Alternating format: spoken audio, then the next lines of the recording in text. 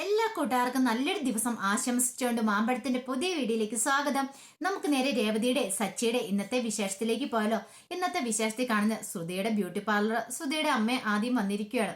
പിന്നീട് ശ്രുതി കല്യാണക്കാര്യത്തെ കുറിച്ചൊക്കെ അമ്മയോട് സംസാരിക്കുമായിരുന്നു. ഈ സമയത്ത് ശ്രുതിയുടെ അമ്മ പറഞ്ഞു, മോളെ ഞാനും വന്നോട്ടെ കല്യാണം, എനിക്ക് കൂടെന്ന് ഭയങ്കര ആഗ്രഹമുണ്ട്. നിന്റെ കഴുത്തിൽ ഒരാൾ താലി ചാർത്തുന്നത് കാണാനായിട്ട് എനിക്ക് ആഗ്രഹമില്ലേന്ന് ചോദിക്കാം. ഇത് കേട്ടത് ശ്രുതി പറഞ്ഞു, അമ്മ വരണ്ട, അമ്മ വന്നാൽ ശരിയാവത്തില്ലെന്ന് പറയണേ. പിന്നെ നൂറ് നൂറ് ചോദ്യങ്ങളൊക്കെ ഉണ്ടാവും. അമ്മ ആരാന്നാ ഞാൻ പറയണ്ടേ? എനിക്ക് അമ്മയില്ലാന്നാ ഞാൻ പറഞ്ഞിരിക്കുന്നത്. അത് മാത്രമല്ല, ആദ്യയുടെ കാര്യം ഒന്ന് ഓർത്തു വയ്ക്കേ. അവനെ കുറിച്ചുള്ള സത്യങ്ങളൊക്കെ അറിഞ്ഞിട്ടുണ്ടെങ്കിൽ ഈ കല്യാണം മുടങ്ങില്ലേന്ന് ചോദിക്കുക. പെട്ടെന്ന് തന്നെ ശ്രുതിയുടെ അമ്മ പറഞ്ഞു, മോളെ നീ ഇങ്ങനെ കല്യാണം ഒരു തവണ കഴിഞ്ഞാന്ന് മറച്ചു വെച്ചിട്ട് കല്യാണം നടത്തിയിട്ടുണ്ടെങ്കിൽ അത് ശാശ്വതമാകോ? സത്യങ്ങളെല്ലാം തുറന്നു പറഞ്ഞ് ഒരു വിവാഹ ജീവിതത്തിലേക്ക് കടക്കുന്നതല്ലേ നിനക്ക് നല്ലതെന്ന് ചോദിക്കണം. അമ്മ ഒരു കാര്യം വർത്താനം പറയരുത് കേട്ടോ, എനിക്ക് ദേഷ്യം വരുന്നുണ്ട്. അല്ലെങ്കിലും എന്റെ ജീവിതം ഒന്നമ്മ നശിപ്പിച്ചു, വീണ്ടും എന്നെ ജീവിതം നശിപ്പിക്കാനായിട്ട് ഇറങ്ങി തിരിച്ചിരിക്കുകയാണോ? ഈ കാര്യം പറഞ്ഞിട്ടുണ്ടെങ്കിൽ എന്റെ വിവാഹം നടക്കുമെന്ന് അമ്മയ്ക്ക് തോന്നുന്നുണ്ടോ? അതുകൊണ്ട് അതിന്റെ ഒന്നും ആവശ്യമില്ല. ഞാൻ എങ്ങനെയാലും ഒന്ന് ജീവിച്ചു പൊക്കോട്ടെ, എന്റെ ജീവിതം തല്ലിക്കെടുത്താനായിട്ട് വരില്ല. അതാ ഞാൻ പറഞ്ഞേ അമ്മ ആദ്യം വിവാഹത്തിന് വരണ്ടെന്ന് പറഞ്ഞേ. അല്ല മോളെ, ഞാൻ അകലെന്നെങ്കിലും മോളുടെ കല്യാണം കണ്ടോളാം, അതിനെങ്കിലും എന്നെ അനുവദിക്കാൻ പറയണേ. വേണ്ടെന്ന് പറഞ്ഞില്ലേ? കല്യാണമൊക്കെ കഴിഞ്ഞതിന് ശേഷം എപ്പോഴെങ്കിലും അമ്മ വന്നാൽ മതി, ഞങ്ങളെ കണ്ടാൽ മതി, കുഴപ്പമില്ല. പക്ഷെ അതിനു മുമ്പ് കാര്യങ്ങളൊന്നും അറിയില്ലെന്ന് പറയാണ്. സുധിയുടെ അമ്മ രണ്ട് കണ്ണും നിറഞ്ഞൊഴുകി. ഈ സമയത്താണ് അങ്ങോട്ട് സുധി വരുന്നത്. സുധീനെ കണ്ടതും പുറത്തു നിന്ന് മീരയ്ക്കൊരു ടെൻഷൻ ഉണ്ടായി. ദൈവമേ, ഇപ്പോഴെങ്ങാനും അകത്തേക്ക് എറിച്ചെന്ന് ആകെപ്പാടെ പ്രശ്നമാവുമല്ലോ.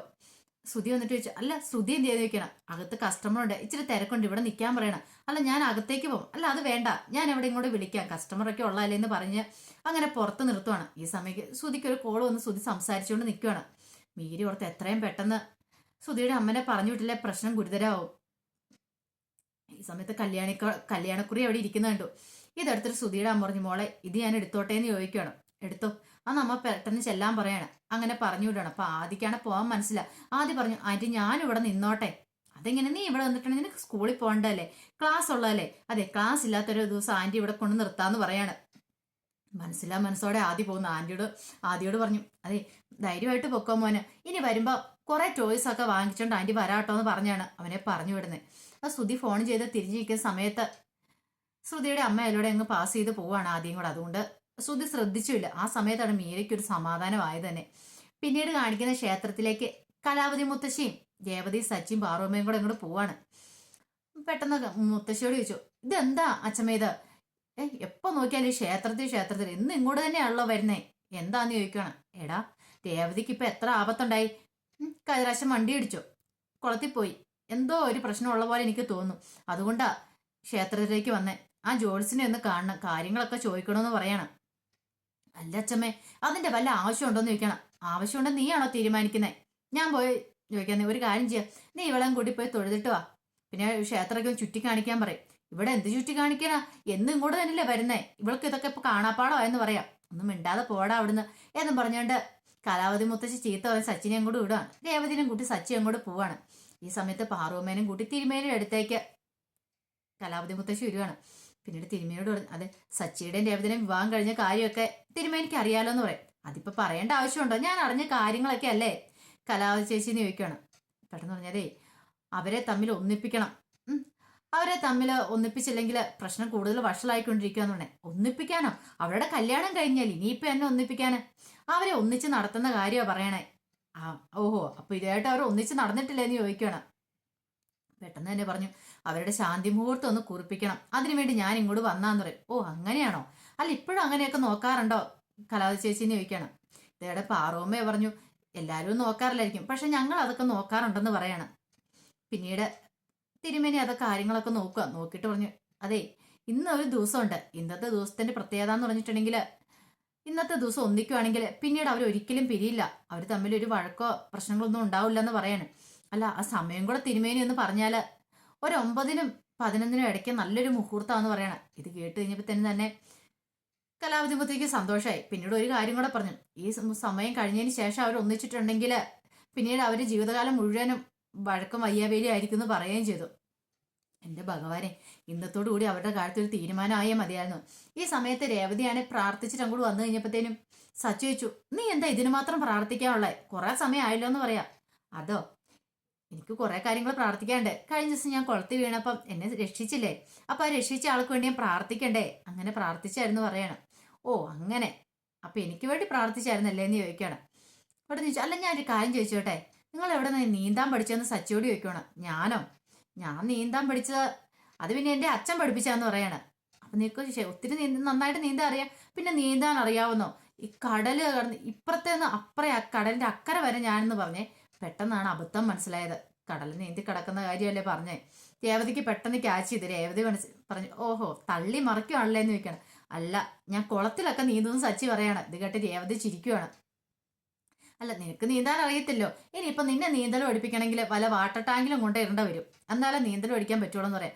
വേണ്ട വേണ്ട, എനിക്ക് ഒരിടത്ത് നീന്തൽ പഠിക്കണ്ടേ, എന്റെ ദൈവമേ ഇപ്പൊ വെള്ളം എന്ന് കേൾക്കുന്നതന്നെ എനിക്ക് പേടിയാന്ന് പറയാണ്.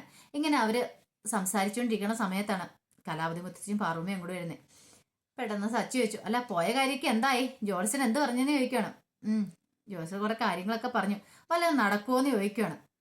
അതെ, മോൾക്ക് കുറെ കഷ്ടകാലങ്ങളൊക്കെ ഉണ്ട്, അതുകൊണ്ടാ കഷ്ടകാലങ്ങളൊക്കെ മാറാനായിട്ടാ ഞാൻ പോയതെന്ന് പറയണ. ഓ ഇവളുടെ കഷ്ടകാലോ? ഇവളുടെ കഷ്ടകാലം അല്ലല്ലേ, എന്റെ കഷ്ടകാലം അല്ലേ. ഇവളെ കെട്ടി എന്ന് മുതൽ തുടങ്ങി അന്ന് എന്റെ കഷ്ടകാലം തുടങ്ങിയതല്ലേ എന്ന് പറയും. ഇത് കേട്ടപ്പോ രേവതി പറഞ്ഞു, കേട്ടോ അച്ഛമ്മേ, കണ്ടോ പറയുന്ന കേട്ടോ, എപ്പോ നോക്കിയാലും ഇങ്ങനെ തന്നെ പറയുള്ളൂ പറയണേ. എടാ സച്ചി, ഞാൻ ഒരു കാര്യം നിന്നോട് പറഞ്ഞിട്ടുണ്ട്, ഇനി മേലാൽ അതങ്ങനെ ആവർത്തിച്ച് പോയേക്കരുത്. എപ്പോ നോക്കിയാലും മോളെ കുറ്റപ്പെടുത്തി നിനക്കിത് മാത്രം പറയാനുള്ളൂ എന്ന് ചോദിക്കും. അല്ല അച്ഛമ്മേ, നീ കൂടുതലൊന്നും പറയണ്ട, ഇങ്ങോട്ട് വരാൻ പറയണം. പെട്ടെന്ന് രേവതി ചോദിച്ചു, എന്ത് പറഞ്ഞു തിരുമേനി, എന്ത് പറഞ്ഞു ചോദിക്കണം. ഇത് കേട്ടൻ കലാവതി മുത്തശ്ശി പറഞ്ഞു, ഞാൻ ഒരു കാര്യം തീരുമാനിച്ചു, നിങ്ങൾ രണ്ടുപേരെയും ശാന്തി മുഹൂർത്തത്തിനുള്ള സമയം കൂടി കുറിപ്പിച്ചെന്ന് പറയാണ്. പെട്ടെന്ന് സച്ചു, ശാന്തി മുഹൂർത്തോ? ആരുടെ?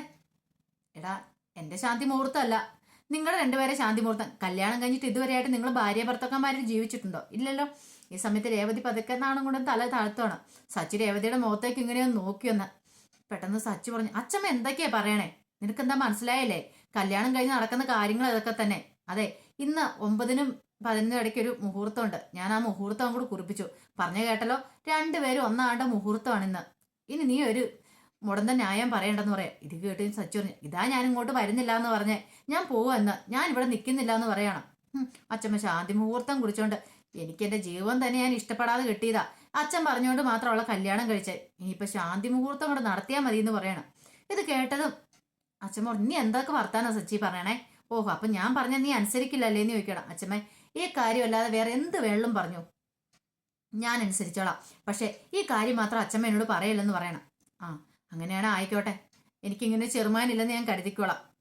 ഇത്രയും കാലം എനിക്കൊരു വിശ്വാസം ഉണ്ടായിരുന്നു ഞാൻ പറഞ്ഞ നീ അനുസരിക്കുമെന്ന്. ഇപ്പൊ എനിക്ക് മനസ്സിലായി, ഞാൻ പറഞ്ഞ നീ ഒന്നും അനുസരിക്കില്ലല്ലേ, നിന്റെ തോന്നിയാസം അല്ലേ, തോന്നിയാസം പോലെ അങ്ങ് പൊക്കോ, എനിക്ക് ഒരു കുഴപ്പമില്ല. ഞാൻ നിന്നോടൊന്നും പറയാനും വരുന്നില്ല, നീ എനിക്ക് വേണ്ടി ഒന്നും ചെയ്യുകയും വേണ്ട. നല്ല ജീവിതം കിട്ടിക്കോട്ടെ എന്ന് ഓർത്തുകൊണ്ട് നിനക്ക് ഇത്രയും നല്ലൊരു പെണ്ണിനെ ഇനി എവിടെ കിട്ടൂടാ.